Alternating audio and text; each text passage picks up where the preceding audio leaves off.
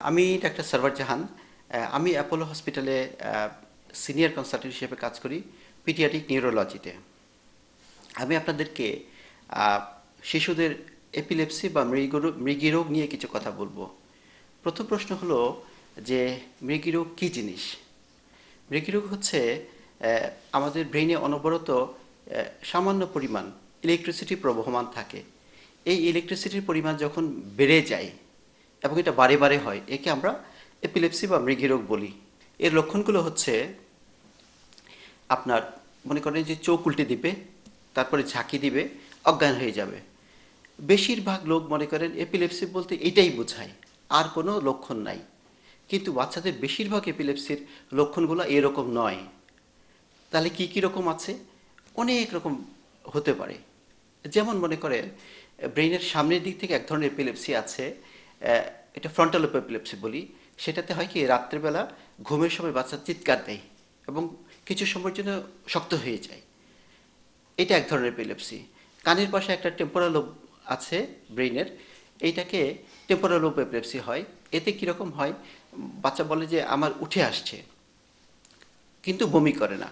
বমির ভাব হয় কিন্তু বমি করে না, অল্প সময়ের জন্য। তারপরে হয় কি যে বাচ্চা ভয় পেয়ে যায়, কাউকে জড়িয়ে ধরে এবং কখনো কখনো 1-2 মিনিটের জন্য বাচ্চা নেতিয়ে পড়ে। এইটা টেম্পোরাল লোব এপিলেপসির লক্ষণ। আরেকটা হচ্ছে যে অক্সিপিটাল লোব পেছন দিকে থাকে। এইটাতে বাচ্চা কিছু সময়ের জন্য অন্ধর মতো হয়ে যায়। 10-20 সেকেন্ডের জন্য মনে হয় কি চোখে কিছু দেখে না। তারপরে এই মাথা ব্যথা হয়, বমি করে। এই রোগটা অক্সিপিটাল লোব এপিলেপসিতে হয়। তো এইটা কখনো কখনো মাইগ্রেনের সঙ্গে কনফিউশন হয়। তাহলে দেখছেন যে ব্রেইন একটা বড় জায়গা। এইটার ব্রেইনের কোন জায়গা থেকে এপিলেপসির উৎপত্তি হচ্ছে তার উপর নির্ভর করে লক্ষণগুলো কীরকম হবে। আরেক ধরনের এপিলেপসি আছে, সেটা হচ্ছে যে 6 থেকে 18 মাস বয়সী বাচ্চাদের হয়। ঘুম থেকে ওঠার পরে ওরা এরকম করে ঝাঁকি দেয় এবং এতে কিন্তু অজ্ঞান হয় না। এই ঘুম থেকে ওঠার পরই ধরে 5 বার 7 বার ঝাঁকি দিল, এটা কিন্তু খারাপ টাইপের এপিলেপসি, আমরা ইনফ্যান্টাইল স্পাজম বলি। তো এইটা এক ধরনের এপিলেপসি। আমি দেখেছি যে এই ঢাকা শহরে বসেই এই রোগীটা আমার কাছে এসে 6 মাস পরে। কারণ হলো মা অথবা ডাক্তার কখনোই মনে করেনি যে এপিলেপসি হতে পারে। তারপরে হচ্ছে আরেক ধরনের এপিলেপসি আছে, 6 থেকে 12 বছর বয়সী মেয়েদের হয়। সেটা হচ্ছে যে 10 থেকে 20 সেকেন্ডের জন্য তাকিয়ে থাকে। এই দিনে এটা অনেকবার হয়, 10 বার 15 বার 20 বার। কখনো কখনো মায়েরা ধরে মারে, মনে করে কি যে বাচ্চা অমনোযোগী। তাহলে এটা হচ্ছে অ্যাবসেন্স এপিলেপসির লক্ষণ। তাহলে আহ, এই লক্ষণের সঙ্গে যদি মায়েরা পরিচিত না থাকেন, তাহলে ডাক্তারের কাছে পৌঁছতে অনেক দেরি হয়ে যায়। আরেক ধরনের এপিলেপসি হতে পারে যে কোনো লক্ষণ নাই। যেমন মনে করেন একটা বাচ্চা 1 বছর 2 বছর 3 বছর পর্যন্ত কথা বলেছে, তারপরে কথা ধীরে ধীরে ভুলে যাচ্ছে। সেটাও কিন্তু কখনো কখনো এপিলেপসির লক্ষণ হতে পারে। এপিলেপসি নির্ণয়ের পদ্ধতি হচ্ছে ক্লিনিক্যাল সেমিওলজি, মানে হলো আপনার লক্ষণগুলো কীরকম। এটা কি এপিলেপসির মতো মনে হয়? 1 নাম্বার, এটা ক্লিনিক্যাল পার্ট। 2 নাম্বার হচ্ছে কিছু কিছু টেস্ট করে ধরা পড়ে। 1 নাম্বার হচ্ছে যেমন ইইজি করি, এবং আমরা কখনো কখনো এমআরআই এমআরআই করে থাকি। ইইজি হলো ইলেকট্রোএনকেফালোগ্রাম। আমি বলেছিলাম আমার প্রথমেই যে ব্রেইনে কারেন্টের পরিমাণ বেড়ে যায়, ইলেকট্রিসিটির পরিমাণ বেড়ে যায়। তো ইলেকট্রিসিটিটা পিক আপ করা যায়, একটা মেশিন আছে ইলেকট্রোএনকেফালোগ্রাম মেশিন। সেটা দিয়ে কিন্তু আমরা এটা পিক আপ করতে পারি যে এটা এপিলেপসি কিনা। কিন্তু 40 থেকে 50% ক্ষেত্রে ইইজি পজিটিভ নাও হতে পারে। তারপরে হলো আমরা কখনো কখনো এমআরআই করি। এমআরআই কী জন্য?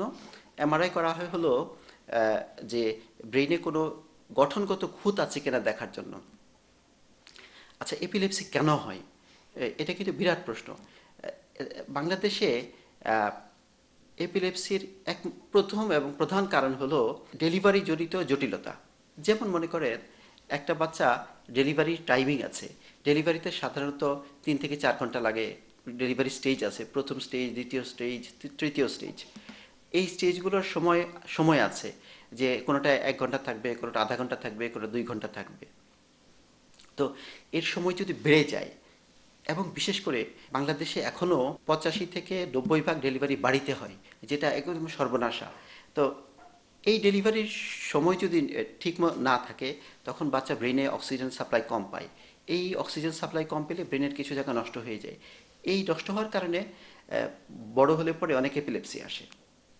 এটা আমি বলবো 1 নম্বর কারণ। 2 নম্বর কারণ হচ্ছে যে আমাদের ব্রেইনে যে যখন গঠন হয় মায়ের পেটে, বাচ্চার ব্রেইন যখন গঠন হয় তখন এই ব্রেইনের নার্ভগুলো ভেতর থেকে বাইরের দিকে মুভ করে। এই মুভমেন্টের সময় যদি কোনো নার্ভ বেশি মুভ করে অথবা কোনো এক জায়গায় মুভ করার কথা ওই জায়গায় গিয়ে থেমে গেল, এগুলোকে আমরা ডিসপ্লাসিয়া বলি। এই ডিসপ্লাসিয়া একটা অন্যতম প্রধান কারণ এপিলেপসির। এপিলেপসি হলে চিকিৎসা কি? মূলত মেডিকেশন। 98% রোগী আমরা ওষুধ দিয়ে ভালো করি। তার মধ্যে 8 থেকে 10টা ওষুধ পাওয়া যায়। এক একটা ওষুধ এক এক এপিলেপসির জন্য উপকারী। কখনো কখনো এমন হয় যে এক ওষুধে ভালো হচ্ছে না, তখন আরেক ওষুধ ঘুরিয়ে দিতে হয়, অথবা কখনো কখনো 2টা 3টা ওষুধ একসঙ্গে দিতে হয়। 2 নম্বর হচ্ছে এমন হয় যেগুলো গঠনগত খুঁত থাকে, তারা শুধু ওষুধে সারতে চায় না, তখন আমরা এক ধরনের খাবার আছে, খাবারের মধ্যে চর্বি বাড়িয়ে দেওয়া হয়, এটাকে কিটোজেনিক ডায়েট বলে। এই কিটোজেনিক ডায়েট যদি বাড়িয়ে দেওয়া হয় তখন দেখা যায় যে অনেক খিচুড়ি কমে গেছে। হ্যাঁ। 3 নম্বর হচ্ছে কোনো যদি গঠনগত খুঁত থাকে সেই জায়গাটাকে কেটে ফেলে দেওয়া, এটা এপিলেপসিস সার্জারি বলে। এটা উন্নত দেশগুলোতে হয়, আমাদের দেশে সীমিত পরিমাণে হয়। এই যে এই চিকিৎসা নেওয়া অত্যন্ত জরুরি। কেন জরুরি? যে এপিলেপসি ব্রেইনকে নষ্ট করে। এপিলেপসি যে যদি আপনি সঠিক সময়ে চিকিৎসা না করেন তাহলে এটা ক্যান্সারের থেকেও খারাপ। শুরু আছে, শেষ নাই। কেন বলছি? যদি আপনি এপিলেপসিকে না সঠিকমতো না ধরতে পারেন এবং কন্ট্রোল না করেন তাহলে ধীরে ধীরে তার বুদ্ধিমত্তা কমে যাবে। এখন আমি বলবো একটা বাচ্চা যদি হঠাৎ করে খিঁচুনি শুরু হয় তাহলে মায়ের করণীয় কি? বেশিরভাগ ক্ষেত্রে মায়েরা পাজল হয়ে যান। প্রথম কথা আমি বলে দিচ্ছি যে খিঁচুনিতে সাধারণত বাচ্চার কিন্তু মৃত্যু হয় না, কাজেই পাজল হবেন না। পাজল হলে সঠিক ম্যানেজমেন্ট হবে না। তাহলে কি করতে হবে ম্যানেজমেন্ট? যে যখন বাচ্চার খিঁচুনি হয় তখন বাচ্চাকে কাত করে শুইয়ে দিন। কাত করে শোয়ালে কি হয় যে যে কোনো এক কাত, ডান কাত অথবা বাম কাত, তাহলে লালাটা নিচে পড়ে যায় এবং লালাটা শ্বাসনালীর দিকে যায় না। শ্বাসনালীকে খোলা রাখা খুব জরুরি। 2 নম্বর হলো যে এই কাত করে শোয়ালে জিহ্বাটি পিছনের দিকে পড়বে না, ফলে শ্বাসনালীকে সে বন্ধ করবে না। এটাও কিন্তু খুব জরুরি। 3 নম্বর হচ্ছে যখন খিঁচুনি 2 মিনিটের বেশি পার হয়ে যাচ্ছে তখন পায়খানা রাস্তায় ডায়াজপাম সাপোজিটরি দিতে হয়। এক সাপোজিটরি না কমলে আরেকটা সাপোজিটরি দিতে হয়। এবং যদি 15 মিনিটের মধ্যে খিঁচুনি না কমে অবশ্যই অবশ্যই নিকটস্থ হসপিটাল অথবা ক্লিনিকে চলে যাবেন। মনে রাখবেন স্ট্যাটাস এপিলেপটিকাস হচ্ছে একটা খুব মারাত্মক রোগ, যেটাতে আপনার বাচ্চার ব্রেন সঙ্গে সঙ্গেই নষ্ট হয়ে যায়। সেই জন্য কোনো অবস্থায় স্ট্যাটাস এপিলেপটিকাস না হয় সেটা আপনাকে খেয়াল রাখতে হবে। ধন্যবাদ।